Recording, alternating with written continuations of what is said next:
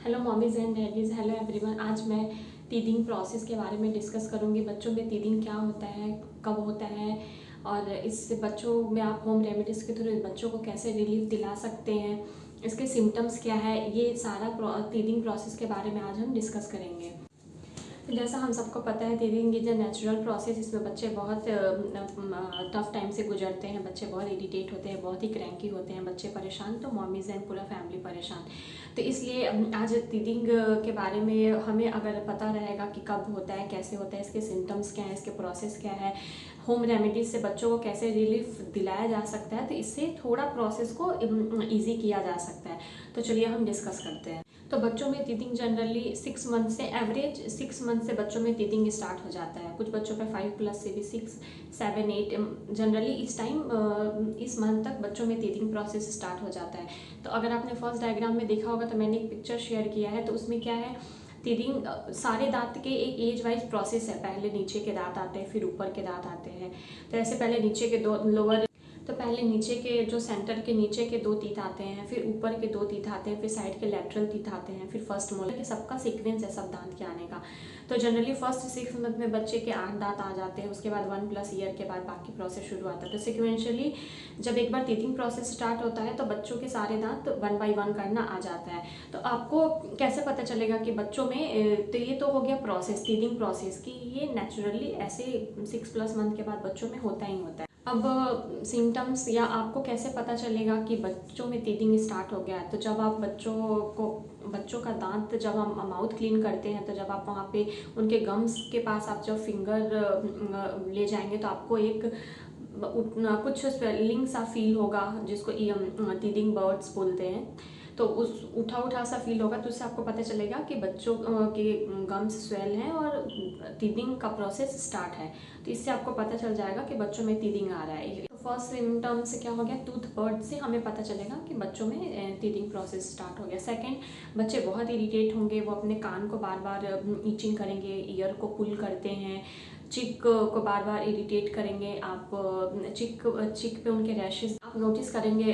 बच्चे बहुत ड्रूल करते हैं, उनके माउथ से कंटिन्यूसली लार निकलता है। तो वो टीथिंग की वजह से ही उनके सलाइवा जो होते हैं वो बाहर आते हैं। चिक को भी रब करेंगे, ईयर पुल करेंगे। दीज आर दी 5 और 6 जो है वो कॉमन सिम्टम्स है। बच्चों में इमोशन होने का एक और रीज़न ये होता है, कंटिन्यू वो क्या करते हैं, वो हर चीज़ को उठाकर मुंह में डालते हैं। तो उस अनहाइजीन की वजह से ही बच्चों में इमोशन होने का एक मेन रीज़न और वॉमिटिंग होने का एक मेन रीज़न यही है कि वो कुछ भी मुंह में डालते हैं तो बॉडी रिएक्ट करेगा, तो इमोशन और वॉमिटिंग होता है, जो कि थोड़ा ठीक भी होता है। अगर कुछ प्रॉब्लम हो गया होगा पेट में तो वो सही हो जाता है।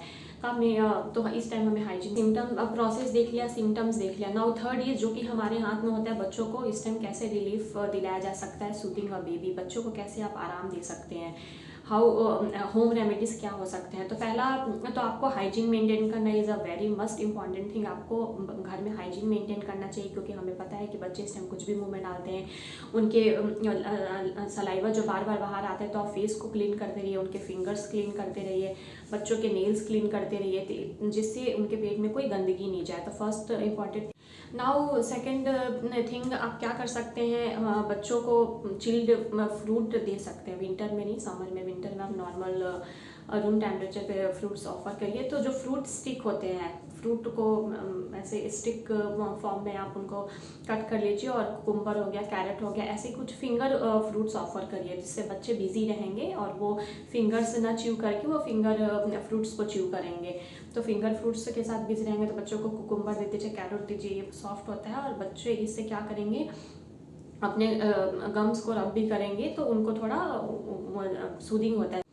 आप बच्चों के जो मसूड़े होते हैं उसको कोल्ड साफ़ कपड़े को कोल्ड वाटर से धो लीजिए, और मसूड़े को धीरे धीरे उसको क्लीन करिए। उससे भी वहाँ पे ठंड की वजह से वहाँ पे भी उनको थोड़ा आराम मिलता है।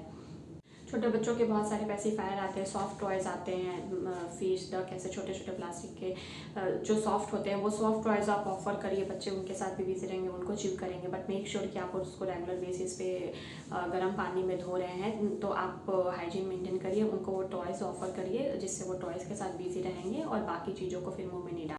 बच्चे इस टाइम क्या करते हैं, जनरली अपने फिंगर्स को ही मुंह में डाल के च्यू करते हैं। तो आप इस टाइम उनको मिटेंस पहना सकते हैं। एक तो क्लॉथ्स वाले मिटेंस आते हैं जो कि विंटर में हम पहनाते हैं, और एक टीदिंग के लिए एक अलग से मिटेंस आते हैं। मैं यहाँ आपको डायग्राम शेयर कर दूंगी। तो वैसे ही मिटेंस भी आते हैं, वो वही बनाया गया वो मिटेंस। तो आप वो बच्चे को पहना देंगे तो उससे बच्चे उसको च्यू करने में बिजी रहेंगे, और आप टाइम टू टाइम उसको वॉश करते रहिए। तो उससे भी बच्चे को आराम मिलेगा, और वो अननेसेसरी चीज़ को मुंह में ना डाल के वो अपने मिटेंस में बिजी रहे। फीडिंग के टाइम बच्चे मोस्टली खाना, उस टाइम उनका सॉलिड जर्नी भी स्टार्ट होता है, बट बच्चे मोस्टली खाना अवॉइड करते हैं इस टाइम, क्योंकि वो सही फील नहीं कर रहे होते हैं। तो आप उस टाइम उनको एज मच एज पॉसिबल आप उनको ब्रेस्ट फीडिंग पे रखिए बच्चों को, उससे भी उनको बहुत आराम मिलता है। तो आप बच्चे को जितना हो सके ब्रेस्ट फीडिंग करिए, उनको कडलिंग करिए, उनको अपने आप मतलब स्किन टू स्किन कॉन्टैक्ट रखिए, कडल करिए।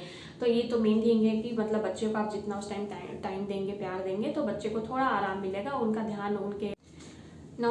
इस टाइम एक मेन इंपॉर्टेंट चीज़ जो कि हमको ध्यान में रखना चाहिए कि बच्चे को जब भी आप कुछ फिंगर फूड ऑफर कर रहे हैं, बिस्किट ऑफर कर रहे हैं, कुकीज़, कुछ भी आप ऑफर कर रहे हैं बच्चे को च्यू करने के लिए, आप मेक श्योर कि वहाँ आसपास रहें, जिससे उनको चोकिंग का प्रॉब्लम नहीं हो।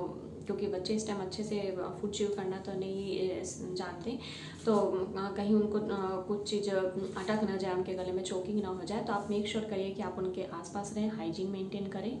और एज पर डॉक्टर रिकमेंडेशन क्या होता है कि बच्चे को बहुत सारे मोती के माला, ऐसे बीट्स आते हैं, ब्रेसलेट और गले में पहनाने के लिए चेन आते हैं। तो बच्चों को वो पहनाने से हमें अवॉइड करना चाहिए, क्योंकि मोती के साइज बहुत बड़े बड़े होते हैं। गलती से अगर आप नहीं हो और बच्चे ने उसको खेल खेल में तोड़ दिया तो मोती को वो निगल भी सकते हैं। तो इन सब चीज़ों ये अननेसेसरी प्रॉब्लम हम में ना हो, इसलिए आप जो मोती के माले और ये ब्रेसलेट आते हैं आप उनको अवॉइड करें, ये सब बच्चों को। यहाँ पे अगर मैं अपने एक्सपीरियंस की बात करूँ कि मैंने मेरे बेबी को क्या पहनाया था, तो एक तिलसीमा मोती आता है, वो बहुत ही छोटा सा रहेगा धागे में।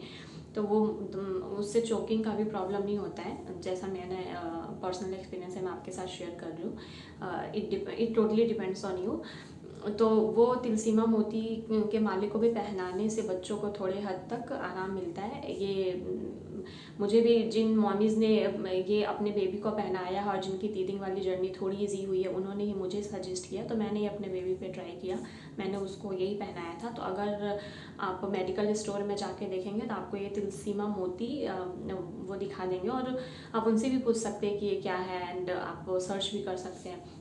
तो बच्चों को मोस्टली मैंने देखा है तिलसीमा मोती एक कुछ होता है, वो बच्चों को टीदिंग के टाइम जनरली लोग पहनाते हैं, जहाँ तक मैंने लोगों को देखा है। तो अगर आपका बच्चा का टीदिंग प्रोसेस चल रहा है तो आप चाहे तो वो मोती उनको पहना सकते हैं।